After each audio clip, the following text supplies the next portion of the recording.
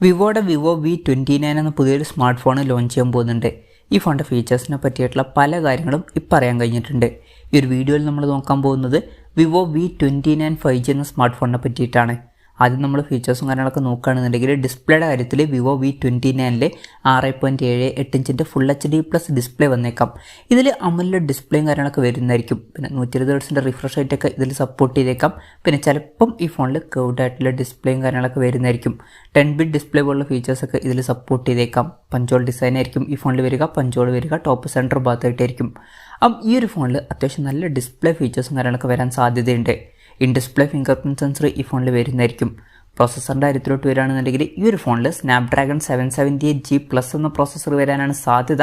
ഇത് അത്യാവശ്യം തിരക്കുകളില്ലാത്ത നല്ലൊരു പ്രോസസ്സർ തന്നെയാണ്. പിന്നെ 5G സപ്പോർട്ടും കാര്യങ്ങളൊക്കെ ഇതിൽ വരുന്നതായിരിക്കും. ഈ ഫോണിൽ 12 GB റാം വരെയും അതുപോലെ തന്നെ 256 GB ഇൻറ്റേർണൽ വരെയും വന്നേക്കാം.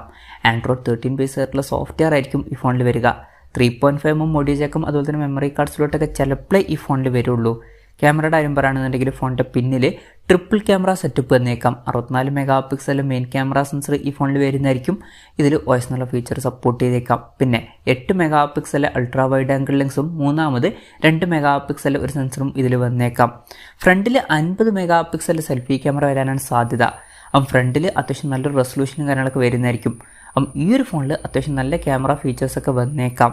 ഇനി ബാറ്ററിയുടെ കാര്യം പറയുകയാണെന്നുണ്ടെങ്കിൽ 4505 mAh ബാറ്ററി ആയിരിക്കും ഈ ഫോണിൽ വരിക എന്നാണ് ഇപ്പോൾ ഉള്ള റിപ്പോർട്ടുകൾ പറയുന്നത്. 80 വാട്ടിൻ്റെ ഫാസ്റ്റ് ചാർജിങ് സപ്പോർട്ടൊക്കെ ഇതിൽ വരുന്നതായിരിക്കും. Type-C ചാർജിങ് പോർട്ടുമായിട്ടായിരിക്കും ഈ ഒരു സ്മാർട്ട് ഫോൺ വരിക. ഇതൊക്കെയാണ് ഫീച്ചേഴ്സിനെ പറ്റി പറയാനുള്ള കാര്യങ്ങൾ. ഇനി ലോഞ്ച് ഡേറ്റിൻ്റെ കാര്യം പറയുകയാണെന്നുണ്ടെങ്കിൽ അതിനെ പറ്റിയിട്ടുള്ള കൂടുതൽ കാര്യങ്ങളൊന്നും ഇപ്പം പറയാൻ കഴിഞ്ഞിട്ടില്ല. എന്നാലും അടുത്ത് തന്നെ ഈ സ്മാർട്ട് ഫോൺ ലോഞ്ച് ചെയ്യാൻ ചാൻസ് ഉണ്ട്. ഇന്ത്യൻ മാർക്കറ്റിലും ഈ ഫോൺ ലോഞ്ച് ചെയ്യുന്നതായിരിക്കും. എന്തായാലും ലോഞ്ച് ഡേറ്റിനെ പറ്റിയിട്ടുള്ള കൂടുതൽ കാര്യങ്ങളൊക്കെ അറിയുമ്പം അതിനെ പറ്റിയിട്ടുള്ള വീഡിയോസൊക്കെ നമ്മൾ ചെയ്യുന്നതായിരിക്കും. അതുപോലുള്ള വീഡിയോസ് കാണാൻ താല്പര്യമുണ്ടെന്നുണ്ടെങ്കിൽ ഈ ചാനലും സബ്സ്ക്രൈബ് ചെയ്യാവുന്നതാണ്. പിന്നെ വിലയുടെ കാര്യം പറയുകയാണെന്നുണ്ടെങ്കിൽ അതിനെ പറ്റിയിട്ടുള്ള കൺഫർമേഷൻസ് ഒന്നും ഇപ്പം പുറത്ത് വന്നിട്ടില്ല. എന്നാലും നമ്മുടെ എക്സ്പെക്റ്റേഷൻ പറയുകയാണെന്നുണ്ടെങ്കിൽ വിവോയുടെ V സീരീസിൽ വരുന്ന ഫോണാണ്. ഇതൊരു ഓഫ്ലൈൻ ഫോണായിരിക്കും.